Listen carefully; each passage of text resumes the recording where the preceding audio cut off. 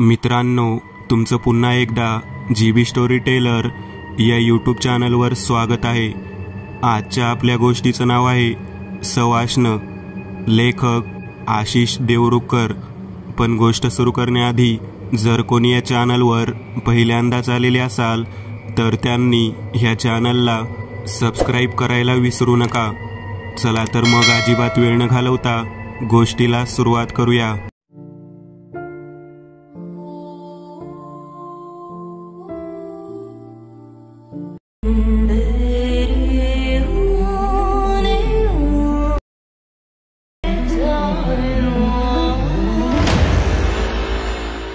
आज जत्रेचा 5वा दिवस होता आणि त्यात रात्री झालेला पाऊस। सगळीकडे नुसता चिखल, पण त्यातूनही आपलं सामान भिजण्यापासून वाचवण्यात यशस्वी झालेला तुकाराम स्वतः मात्र पार भिजून गेला होता। थंडीने बिचारा कुडकुडून गेला होता। पण गरीबाला कसली थंडी आणि कसला पाऊस। रस्त्याच्या कडेला आपला डगमगता लाकडी टेबल आणि सामानाच्या पिशव्या ह्यांची मांडामांड तुकाराम करायला लागला। आज फेटे घालून चालणारे तरुण दिसायला लागले होते। तुकारामला आधी काही कळेच ना की इतके फेटे घालून तरुण का यायला लागले। रस्ता आता गर्दीने फुलून यायला लागला। फेटे घातलेले तरुण गेले नाही तोपर्यंत पोलीस आणि हवालदार दिसू लागले। तुकाराम दरवर्षी येथे टेबल लावायचा, पण आजवर कधी इतका पोलिसांचा फौजफाटा आला नव्हता। आपल्या सोबत आलेल्या आपल्या पोटच्या पोराला तुकारामने विचारलं, पोरा, एवढी कार पोलीस आज? बा, आज शेवटचा दिस आहे जत्रेचा म्हणून असल। नाही र पोरा, म्या इतकी वर्ष इकडं टेबल लावतोया, पोलीस कवा नव्हता आलं बघ। म्या बघून येऊ का? होय होय, जा बघून ये लवकर। होय बा। तुकारामचा मुलगा पटकन धावत गेला आणि धावत आला। त्याच्या हातात चहा होता। बा, हे घे चहा। अरे लेका, तुला काय सांगितलं होतं आणि काय करतोय तू? घे र बा, थंडीने कुडकुडला आहेस, चहा पी मग सांगतो। बरं, असं म्हणतोस, दे मग चहा मला। बा, आज शेवटचा दिस आहे तर कोणी मोठा पुढारी येणार आहे इकडं, म्हणून पोलीस आहे ती, म्हणजे ते फेटीवाली त्याची चमचे। दोघे बापलेक हसायला लागले। इतक्यात एक हवालदार येऊन तुकारामला म्हणाला, दादा, माग घ्या हे टेबल, रस्त्यात अडचण होती। चेहऱ्यावर काकुलतीचे भाव घेऊन तुकाराम जमेल तितकं माग सरकला। टेबलाचा एक पाय तुटका होता, त्याला आधाराला दगड लावून पुन्हा त्याने माल लावायला घेतला। अष्टगंध, बुक्का, हळद, लाल भडक कुंकू, आबीर, गुलाल, हिरवा चुडा, लकलकते छोटे पंचपाळ असणारा डबा, तुळशीमाळा, असं सगळं सामान त्याने वेगवेगळे ताट घेऊन रांगेत मांडलं। त्याच्याच बाजूला कोणी टपरी लावून पान तंबाखू विकणारा विडी काडीवाला होता, तर कोणी लहान मुलांच्या खेळण्याचा गाडा लावून बसला होता। थोड्या अंतरावर एक चहावाला पण टेबल टाकून बसला। आज ह्या सगळ्यांना आशा होती ते सगळा माल विकून रिकामा टेबल आणि पैसे घरी नेण्याची। आज जत्रेचा शेवटचा दिवस होता। गेले 4 दिवस म्हणावा तसा धंदा झाला नव्हता आणि त्यात काल रात्रीचा येऊन जाऊन पडणारा पाऊस याने सगळा चिखल झाला होता। त्यामुळे आज धंदा होणार नाही म्हणून तुकारामने आपल्या पोराला गेले 3 दिवस जमलेले पैसे घेऊन घरी जायला सांगितले। घर जत्रेच्या ठिकाणापासून चांगलं 6-7 किलोमीटर दूर होतं। एवढे सामान 5 दिवस रोज कुठे ने-आण करायचं म्हणून तुकाराम आणि त्याचा मुलगा गेले 4 दिवस इकडेच राहत होते। तुकाराम आणि त्याचा मुलगा दुपारी तिथेच कुठेतरी वडापाव किंवा भजी खायचे, रात्री सुद्धा तेच। पण कालच्या पावसाने सगळी वाट लावून टाकली होती। हळूहळू गर्दी वाढायला लागली होती। बा, मी थांबतो। नको र, तू जा घरला। आहो पण गर्दी लय हाय, तुम्हाला नाही झेपणार। आता काय बापाला शिकवणार होय रले का? तसं नाही बा, तू घरला जा आणि मायला निरोप दे। काय सांगू मायला? बानं मला घरला पाठवून दिलं। नाही र लेकरा माझ्या, मी तुला अगोदरच सांगितलं होतं की तुला शेवटच्या दिवशी घरला पाठवीन। मग मायला सांग आज दुपारच्याला जरा जास्त जेवण घेऊन ये आणि आम्ही दोघं रातच्याला संगच एकत्र घरला येऊ। समद सामान घेऊन यायचंय नवं? होय, आणि लक्षात ठेव, अजिबात त्या मधल्या वाटेनं जायचं नाही। कोणच्या? त्या जंगलाच्या? हां। का र बा, तिकडं जाकीन आहे म्हणतात लोक। जाकीन काय असतं र बा? जाकीन म्हणजे एखादी सवाष्णबाई मेली आणि तिचं भूत झालं तर तिला जाकीन म्हणतात. बा, खरंच तिथं जाकीन आहे का र? मला नाही माहीत, मी नाही गेलो कवा तिकडनं, तू बी नग जाऊ. होय बा, समद लक्षात आहे ना? होय बा, ये तू, नीट जा आणि मायला निरोप दे. होय होय. पोरगा दिसेनासा होईपर्यंत तुकाराम त्याला हात दाखवत होता. आता चांगलीच गर्दी झाली होती. कोणी आबीर गुलाल नेत होतं तर कोणी तुळशी माळा, हळदी कुंकूसुद्धा नेत होते. दुपार होऊन गेली, पण गर्दीमुळे तुकाराम जेवणाचे सुद्धा विसरून गेला. संध्याकाळी गर्दी ओसरू लागली तेव्हा तुकारामाच्या लक्षात आले की त्याची बायको दुपारी जेवण घेऊन आलीच नाही. पोरगा घरी पोहोचला की नाही? पोहोचला असेल, पण आईला सांगायला विसरला असेल की तो त्या मधल्या रस्त्याने गेला आणि जखिनीने त्याला मारून तर टाकले नसेल ना. त्याच्या डोक्यात विचारचक्र सुरू होते.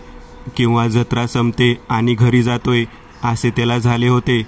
पण अचानक गर्दी पुन्हा वाढू लागली, कारण आज जत्रेची सांगता होती आणि रात्री भजन स्पर्धा होती. त्यामुळे बरीच लोक त्या हिशोबाने संध्याकाळीच येत होती. तुकारामाचा धंदा जोरात झाला, पण डोक्यात त्याच्या पोराचाच विचार सुरू होता. आता शेवटचा हळदी कुंकवाचं एक पाकिट आणि एक हिरवा चुडा राहिला होता. सकाळी त्याने बायकोसाठी एक साडी घेतली होती. ती साडी आणि ते हळदी कुंकवाचं पाकिट आणि हिरवा चुडा त्याने एका पिशवीत भरलं आणि टेबल तिथेच टाकून तो घराकडे जायला निघाला. टेबल उद्या सकाळी घेऊन जाऊ, पण आधी बायको का आली नाही ते बघू, पोरगा पोहोचला असेल ना ते बघू, ह्या विचाराने तो घराकडे धावत सुटला. रिमझिम पाऊस सुरू झाला होता.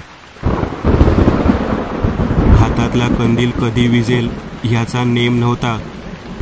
थोडं अंतर गेल्यावर रस्त्याला 2 फाटे फुटले होते. एक होता नेहमीचा रस्ता आणि दुसरा होता जंगलातून जाणारा, जिकडे जाकीन आहे असे बोलले जायचे. तुकाराम क्षणभर तिथे थांबला. माझं पोर ह्या वाटेनं तर गेलं नसेल ना, त्याच्या डोक्यात विचार आला. आणि शेवटी बापाचं काळीज हो. त्याने झटकन निर्णय घेतला, ह्याच वाटेने जायचे. पोरगा ह्या वाटेने गेला असेल तर भेटेल, नाही गेला असेल तर लवकर घरी पोहोचू. पण जाकीन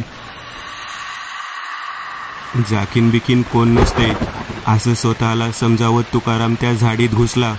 जसा तो त्या झाडीत घुसला, वातावरण अचानक उबदार झालं. कंदिलाच्या प्रकाशात जेवढं दिसत होतं त्यापेक्षा जास्त दिसायला लागलं होतं. आणि पावसाचा मागमूस सुद्धा नव्हता. पाऊस थांबला वाटतं, तो स्वतःशीच बोलला आणि पुढे जायला लागला.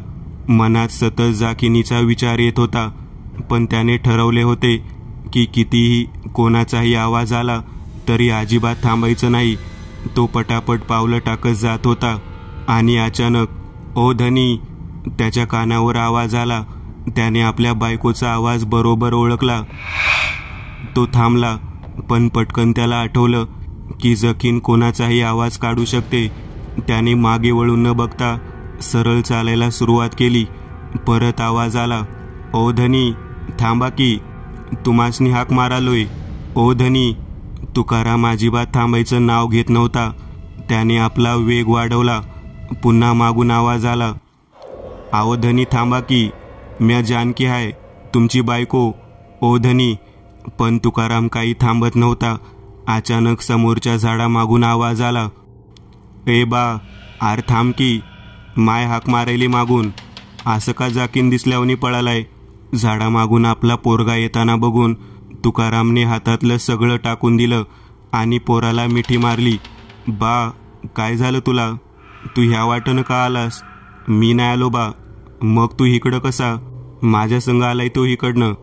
तुकारामाची बायको मागून धापा टाकत आली. पण का? सांग तू. आव, लय उशीर झालता यायला म्हणून इकडनं आलो. पण इकडं जाकीन आहे तुला माहिती आहे ना? कोण बी नाही इकडं, उगाच. आव, आम्ही येताना वाट चुकलो. वाटेत एक सुंदर बाय भेटली आम्हाला. त्यांनी त्यांच्या घरला नेलं म्हणून ये झालाय बघा. बरं, चला घरला आता. तुकाराम बायको आणि पोराला घेऊन घरी जाऊ लागला. वाटेत एका ठिकाणी तुकारामची बायको बोलली, आव धनी, जरा थांबूया का? का? इथं घर आहे त्या बाईचं. तिनं वाट दावली होती आम्हाला. त्यांना सांगून येतो तुम्ही घावला म्हणून. कुठं आहे ते? काय समोर? हां, जावं काय? नग, आहो जाऊ द्या हो.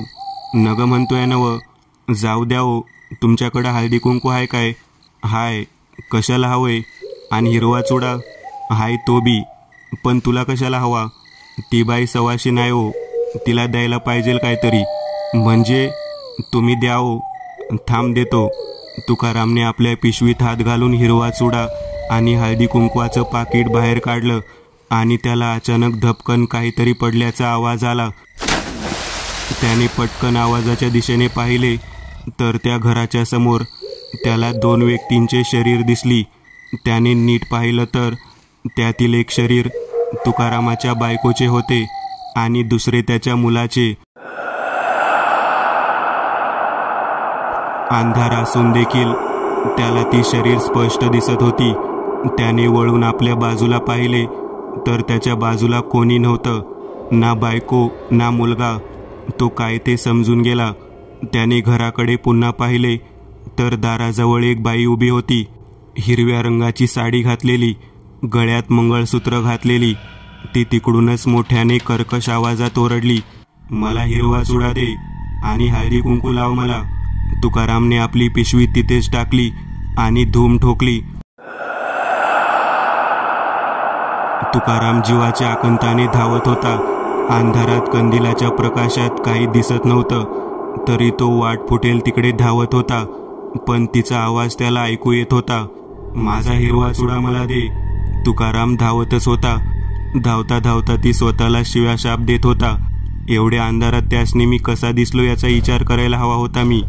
तेव्हाच मला कळायला हवं होतं की काहीतरी गडबड आहे. माझं पोरान बायकोला गिळली ती जाकीन. आता मी काय करू जगून? जाकीन कोणाला म्हणतो रे हरामखोरा? तिचा आवाज ऐकून तुकाराम थांबला. एवढं पळून सुद्धा तिचा आवाज इतक्या जवळून कसा आला त्याला कळत नव्हतं. त्याने कंदील थोडा वर उचलला तर ती सवाष्णबाई हवेत उडत होती. तुकाराम ना रे तू? ती हवेत तरंगत होती. होय. तुकाराम घाबरत घाबरत बोलला, तूच हळदी कुंकू दिले होतेस माझ्या नवऱ्याला. कोण नवरा तुझा? कळेल तुला लवकरच. माझी बायको आणि पोराचं काय केलं तू? तुझ्या पोरानं हिरवा चुडा आणून दिलेला माझ्या नवऱ्याला आणि तुझ्या बायकोनं माझी ओटी भरली होती शेवटची. म्हणजे माझा नवरा म्हणजे इथला सावकार. तुझ्याकडूनच गेल्या वर्षी जत्रेत त्याने हळदी कुंकू घेतलं होतं. हिरवा चुडा नव्हता म्हणून तुझ्या पोरानं घरातून आणून दिलेला हिरवा चुडा मला. तोच हिरवा चुडा घालून मी हळदी कुंकवाला तुझ्या घरी आले होते. तुकारामला सगळं आठवलं. मग त्यासाठी माझ्या बायको आणि पोराला का मारून टाकलं सा तुम्ही? का म्हणजे त्यांनी अप्रत्यक्ष माझ्या नवऱ्याला मदत केली होती. कसली मदत? तुझ्या घरातून ओटी घेऊन मी माझ्या घरात आले. समोरच माझा नवरा उभा होता, हातात मोठा कोयता घेऊन, पदरात ओटी, हातात हिरवा चुडा आणि कपाळावर हळदी कुंकू लावलेली. मी जशी उमऱ्यात आले तसे माझ्या नवऱ्याने माझी मान एका घावेत धडावेगळी केली. एवढं बोलताच हवेत उडणाऱ्या तिच्या शरीरापासून मुंडके वेगळे झाले आणि धड धाडकन जमिनीवर पडले. मुंडके मात्र हवेतच तरंगत होते. तरंगणारे ते मुंडके आता बोलू लागले, आता तुझी पाळी आहे.